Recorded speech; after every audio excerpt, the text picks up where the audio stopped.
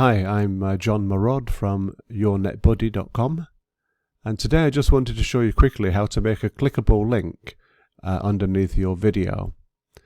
As you can see underneath the video I've got here, there's only one out of these three URLs that have changed color, have gone blue, and that is actually clickable.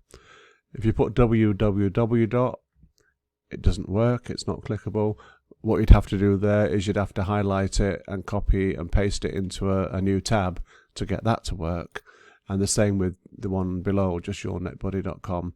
You can just type that if you're typing into a browser. You don't need to put www. Or https.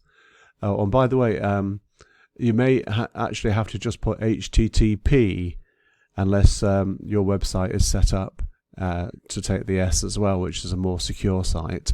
But if you've not got that security on it yet, you'll have to just put HTTP. But by doing HTTP : it'll make it into a clickable link, and it will increase your click-through rates because some people can't be bothered copying and pasting, or they don't know how you have to copy and paste ones that have not been highlighted in this way. Anyway, thanks for watching. I hope that helps. Bye for now.